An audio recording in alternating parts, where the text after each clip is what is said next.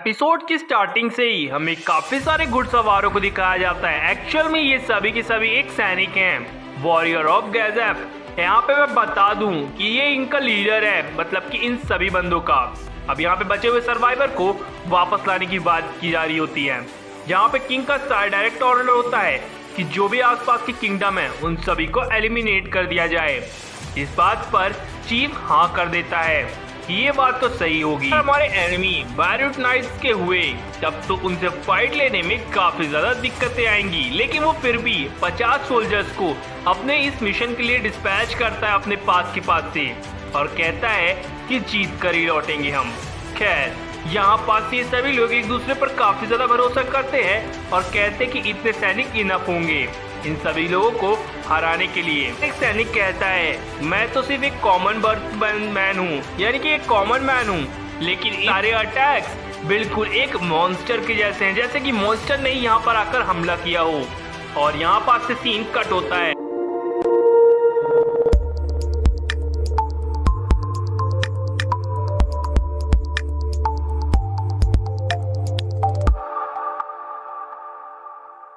यहाँ पर से में दिखाया जाता है एक बड़े से कैसल को। खैर, यहाँ पर मैं बता दूं कि ये कैसल लॉर्ड मोंगमा का है, जहाँ पर सेबाज भी उसके पास आ जाता है। लॉर्ड मोंगमा अपने मिरर के अंदर देख रहा होता है, जिससे वो देखता है कि काफी आसपास की जगह फुल है और सिक्योर करना होगा इस जगह को, यानी कि नैजिक को। जिस पर सेबाज कॉन्ग्रेचुलेट करता है लॉर्ड मोंगमा को, जिसके बाद वो कहता है कि मैं आपकी तरफ से हूँ, जो आप ऑर्डर दोगे मैं उसे फॉलो करूंगा। जिसके बाद यहाँ पास से वो कुछ और भी देखता है। एक गांव को दिखाया जाता है जिसपे काफी सारे सैनिक ने हमला कर दिया होता है, जिस पर ये देखता है सेबास और कहता है कि इससे हमें दूर रहना चाहिए। खैर, पता चलता है कि वहाँ पे जितने भी सैनिक्स होते हैं वहाँ पर वो आकर उन सभी किसानों को या फिर कहो जो विलेजर्स होते हैं उन्हें मारने लगते हैं। ये चीज देखकर हमारा लॉर्ड मोंगमा काफी ज्यादा गुस्से में आ जाता है। मोंगमा कहते हैं कि हमें इन सभी के लिए कुछ करना चाहिए। सेबाज उतने में कहता है कि हमें इन्हें छोड़ देना चाहिए, ये जिस हाल पर हैं, और सबसे बड़ी बात, इन्हें बचाने का हमारे पास कोई भी रीजन नहीं है। दूसरी तरफ हमें सेबाज के पीछे एक और बंदे को दिखाया। एक्चुअल में ये इसका कवच वाला रूप है शायद से, जिसका नाम टचसैन है। जहाँ पे हमारे लॉर्ड मोंगमा सोच रहे होते हैं कि जब उन्हें कुछ डीमंस मिलकर खत्म करने वाले होते हैं, तभी इस टचसैन ने आकर ही बचाया था, उन दो गार्डियंस को मार दिया था और उसकी जान बचाई थी। ये कहते हुए, मुझे फर्क नहीं पड़ता, बस मेरा काम है लोगों को बचाना, सही या गलत की परवाह मुझे बिल्कुल भी नहीं है और मैं जस्टिस के लिए जीता हूँ। दूसरी तरफ हमें दिखाया जाता है लॉर्ड मोंगमा को, जो कि इन सभी चीजों को लेकर सोच रहे होते हैं और सेबाज से बात करते हैं। शायद मुझे अपने स्ट्रेंथ को टेस्ट करना चाहिए इस वर्ल्ड के लिए। मन में ये सब कुछ सोच ही रहा हो तब वो सेबाज से कह देता है कि मैं जा रहा हूँ इस विलेज के लिए, तो तुम पूरे के पूरे मैं एजरिक में पूरी सिक्योरिटी लेवल बढ़ा दो, जिससे मेरे ना रहने पर भी सिक्योरिटी बनी रहे। दूसरी तरफ उन गार्ड्स को देखता है और कहता है कि अब हमें जल्द से जल्द पहुंचना होगा, तुम शायद समझ ही गए होगे। अब वो एक मैजिक पोर्टल का इस्तेमाल करते हुए दूसरी तरफ निकल जाता है। यहाँ पर मैं दिखाया जाता है एक लड़की को और उसकी माँ को, जिसके पीछे काफी बड़ी चोट आई होती है तलवार की वजह से। यहाँ पे उन लड़की का फादर उन्हें बचाने की काफी ज्यादा कोशिश करता है और उन गार्ड्स को रोकता भी है, लेकिन ऐसा करना काम होता है। लेकिन लॉर्ड मोंगमा उस जगह पर उस मैजिक पोर्टल के थ्रू बाहर आते हैं और एक बंदे का दिल वहीं पर फोड़ देते हैं, जिससे वो बंदा मारा जाता है। और एक बंदा तो इतना ज्यादा डर जाता है उस जगह से भागने लगता है, जहाँ पर वो उसकी माँ देखती है लॉर्ड मोंगमा को और यहाँ पास से वो कहती है कि ये सिर्फ 5वें नंबर के ही मैजिक से मारा गया, काफी ज्यादा बुरी बात है। दूसरे बंदे को भागते हुए देखता है और कहता है तुम काफी ज्यादा ट्रबल में आ चुके हो, और उसे एक काफी ड्रैगन लाइटनिंग का पावर दिखाता है, जो कि एक मैजिक तो होता है, और उस मैजिक की वजह से वो बंदा भी शॉक की वजह से वहीं पे मारा जाता है। यहाँ पे लॉर्ड मोंगमा उस औरत की तरफ देखते हैं और एक मैजिक स्पेल करते हैं, जो जिस बंदे को उन्होंने मारा था सबसे स्टार्टिंग में, उसे एक क्रिएचर में बदल देते हैं, जिससे वो डेड बॉडी एक बार फिर से जिंदा हो जाती है, छोटे से डीमन में, नहीं बड़े से डीमन में, जो कि काफी बड़ा होता है और एमिन की लॉर्ड मोंगमा से भी बड़ा है। खैर, यहाँ पास से उसे ऑर्डर देते हैं कि तुम जाओ और जितने भी सैनिक हैं, जितने भी लोगों वो परेशान कर रहे हैं, उन्हें खत्म कर दो। कि उतने में ही वहाँ पर आ जाती है हमारी पेडो और वो माफी मांगती है लॉर्ड मोंगमा से। वो बताती है कि वो तैयार होने में थोड़ी सी देर हो गई। यहाँ पास एक बोतल निकालता है लॉर्ड मोंगमा, जिससे ये बच्चे और वो औरत सोचते हैं कि ये एक मतलब ब्लड है। वो बताता है कि नहीं नेमू, ये ब्लड नहीं है, इसे शांति से पी लो, ये एक दवाई है जिससे तुम्हारी पूरी की पूरी बॉडी ठीक हो जाएगी। चल में ये हीलिंग मेडिसिन है और वो कहते हैं कि इसे जल्द से जल्द पी लो जिससे तुम्हारे घाव भर जाए। और वाकई में होता भी कुछ ऐसा है, लेकिन एक बात मुझे खुद नहीं समझ में आई, घाव भरा है तो कपड़े कैसे सिल गए।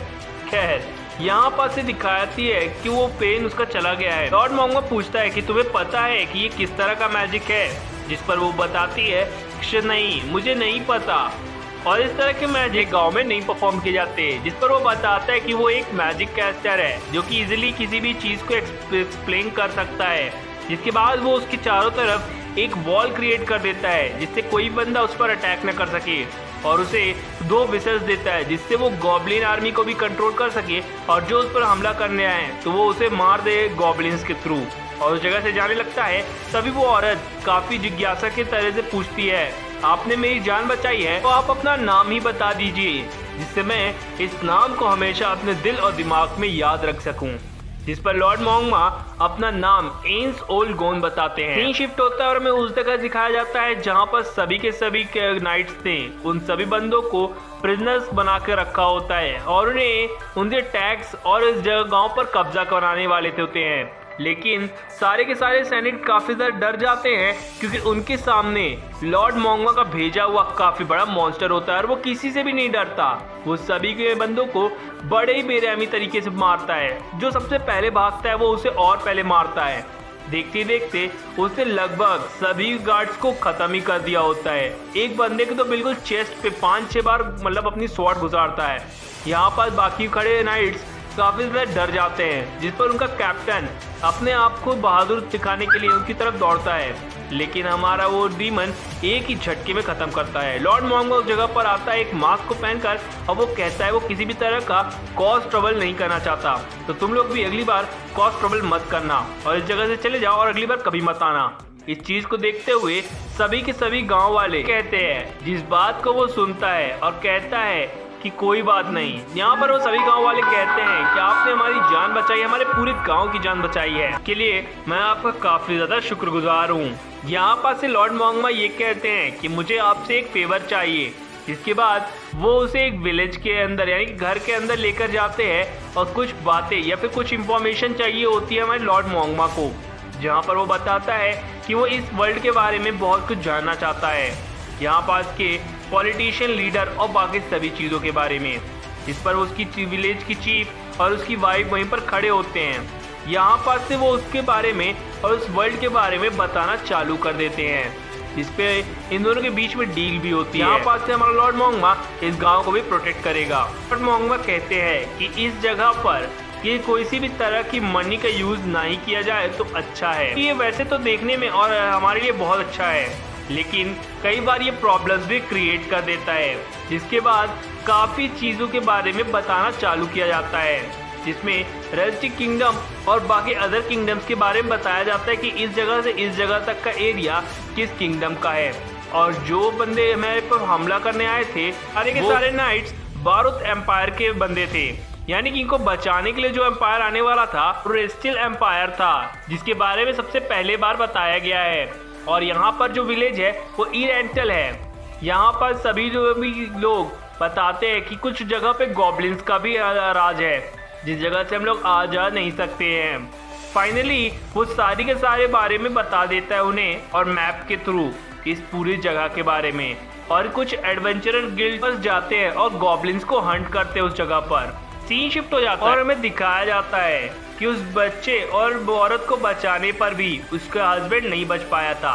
यहाँ पे लॉर्ड मोंगमा कहता है, मैं चाहूँ तो मैं उसके पति को वापस से जिंदा कर सकता हूँ, लेकिन ऐसा करना इस नेचर के खिलाफ होगा।